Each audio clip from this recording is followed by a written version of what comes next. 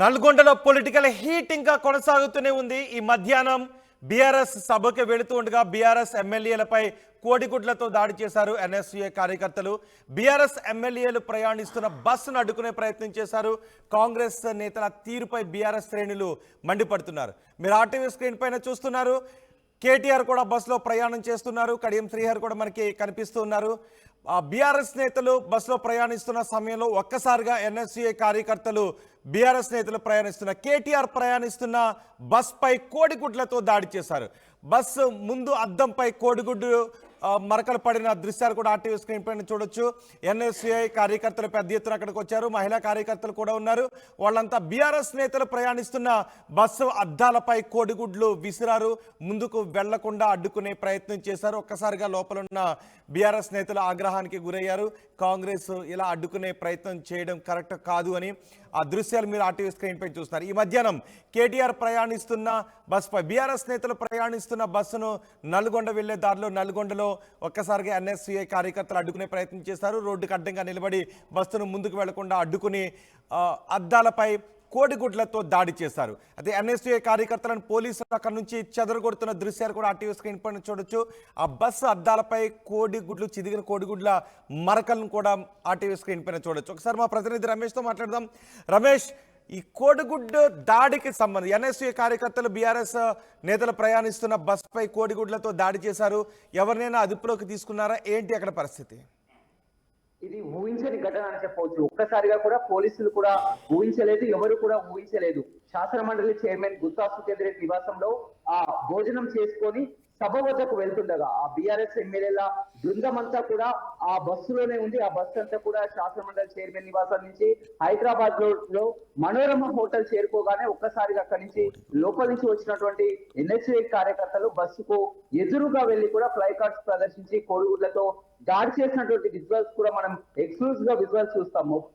ఉదయం నుంచి కూడా ఒక టెన్షన్ వాతావరణం మాత్రం నల్గొండలో నెలకొందని చెప్పవచ్చు. ఇవాళ కేసీఆర్ సభ పెట్టనుండడంతో కూడా గత 2 రోజుల క్రితమే మంత్రి కోమటిరెడ్డి వెంకటరెడ్డి కూడా ఇవాళ కేసీఆర్ నల్గొండకి రావాలంటే క్షమాపణ చెప్పి రావాలి, నల్గొండని ఈ విధంగా ఎడారి మార్చడానికి కారణం కేసీఆర్ అని కూడా చెప్పడం జరిగింది. వాళ్ళ క్లాక్ టవర్ సెంటర్ లో కూడా కేసీఆర్ కు సపరేట్ గా ఒక కుర్చీ వేసి నిరసన సభ కూడా తెలపడం జరిగింది. అంతా కూడా సభ ఆ నిరసన సభ అనేది ఉదయమే ముగిసింది.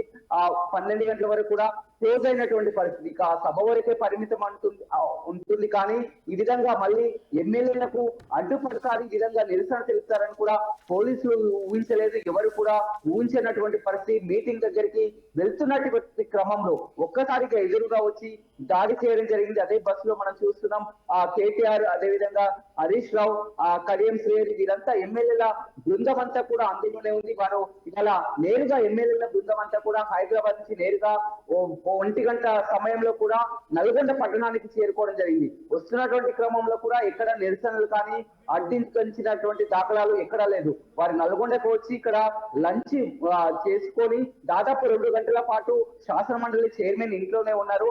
ఆ తర్వాత 3:30 ప్రాంతాల్లో కూడా వారు బయలుదేరి సభకు వెళ్తున్నటువంటి క్రమంలో ఈ ఘటన చోటు చేసుకుంది. పోలీసులు కూడా ఎవరు ఊహించలేదు. పోలీసులు అక్కడికి చేరుకునే లోపే చెల్లా చెదురు కావడం జరిగింది. అక్కడ ఉన్నటువంటి తక్కువ సిబ్బందితో కొంతమందిని అదుపులోకి తీసుకొని విచారిస్తున్నటువంటి పరిస్థితి కనిపిస్తుంది. మనం ఆ కార్యకర్తలతో కూడా దాడి చేసినటువంటి కార్యకర్తలతో కూడా మాట్లాడడం జరిగింది. దాడి చేయడానికి కారణం ఏంటని చెప్పినా కానీ వారు ఒకటే ప్రశ్న చెప్పడం జరిగింది. గతంలో ఇక్కడ ఎస్ఎల్టీసీని పూర్తి చేస్తామని హామీ ఇవ్వడం జరిగింది. కానీ 10 ఏళ్ల కాలం కూడా పూర్తి చేయలేదు. ఇవాళ మళ్ళీ వచ్చి సభ పెడుతున్నారు కాబట్టి మేము నిరసన తెలపడం జరిగిందని కూడా ఆ ఎన్ఎస్ఐ కార్యకర్తలు కూడా చెప్పడం జరిగింది. ఒక్కసారిగా షాక్ గురి కావడం జరిగింది. వారంతా కూడా మాట్లాడుకుంటూ బస్సులో మాట్లాడుకుంటూ ఇక సభ వద్దకు వెళ్తున్నారు. మరి కాసేపట్లోనే కేసీఆర్ వస్తారని వీరంతా కూడా వెళ్తున్నటువంటి క్రమంలో మరొక 10 నిమిషాల్లో సభకు వెళ్తారన్న క్రమంలోనే ఒక్కసారిగా ఆ హోటల్ లోపల నుంచి కూడా బయటకు వచ్చి వాళ్ళ బస్సుకు అడ్డంగా ఈ విధంగా ఆ కోడిగుడ్లతో దాడి చేయడం జరిగింది. మొత్తం కూడా మనము ఆ విజువల్స్ ను కూడా చాలా ఎక్స్క్లూజివ్ గా చూస్తున్నాం. ఫ్రంట్ సీట్ లో కూర్చున్నటువంటి ఆ కేటీఆర్, అదేవిధంగా కడియం శ్రీహరి వీరంతా కూడా ఉన్నారు. వారి కళ్ళ ముందు ఈ దాడి జరిగినటువంటి పరిస్థితి కనిపిస్తుంది. కొద్ది మంది కొరకే పోలీసులు ఉన్నారు. అక్కడ ఉన్నటువంటి వారి పర్సనల్ సెక్యూరిటీ కూడా ఎవరినైనా అరెస్ట్ చేస్తారా కోడిగుడ్ల దాడికి సంబంధించి ఎన్ఎస్యూఐ కార్యకర్తలను? పోలీసులు వచ్చే వరకు కూడా వారంతా కూడా ఎక్కడికక్కడ చెల్లా చెదురైనటువంటి పరిస్థితి కనిపిస్తుంది. ఆ దాడిలో మొత్తం కూడా ఒక 20 మంది కూడా నిరసన తెలిసే ప్రయత్నం చేపడం జరిగింది. కానీ అక్కడ పోలీసులు వచ్చి వారిని అదుపులోకి తీసుకున్నటువంటి కొద్ది మంది మాత్రమే అదుపులోకి తీసుకోవడం జరిగింది. ఈ దాడికి పాల్పడింది ఎవరెవరని కూడా గుర్తించే పనిలో ఉన్నారు.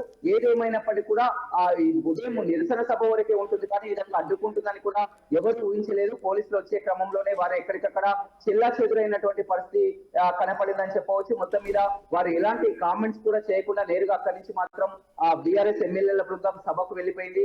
ఆ సభకు వెళ్ళిన తర్వాత కూడా అక్కడ వారి నుంచి నేరుగా స్లోగన్స్ చేసుకుంటూ కూడా KCR go back, KCR down అంటూ కూడా ఆ స్లోగన్స్ చేసుకుంటూ కొంతమంది వెళ్ళిపోయారు. పోలీసులు కొంతమందిని మాత్రం అదుపులోకి తీసుకోవడం జరిగింది. వీరు ఎక్కడి వారు, ఏది ప్రాంతానికి చెందేవారు, ఎన్ఎస్ఏ కార్యకర్తల మరి ఎవరైనా ఉంటారా అనే కోణంలో కూడా పోలీసులు విచారణ జరుపుతున్నారు. కానీ ముందస్తుగా ఈ విధంగా దాడి జరుగుతుందని కూడా ఎవరు ఊహించినటువంటి పరిణామం అని చెప్పవచ్చు. రైట్ రమేష్, నల్గొండలో పొలిటికల్ హీట్ ఇంకా కొనసాగుతోంది. సభకు వెళుతూ ఉండగా బీఆర్ఎస్ ఎమ్మెల్యేలు ప్రయాణిస్తున్న బస్పై కోడిగుడ్లతో దాడికి దిగారు ఎన్ఎస్ఏ కార్యకర్తలు. బీఆర్ఎస్ ఎమ్మెల్యేల బస్సును అడ్డుకునే ప్రయత్నం చేశారు. అదే కాంగ్రెస్ తీరుపై బీఆర్ఎస్ శ్రేణులు మండిపడుతున్నారు.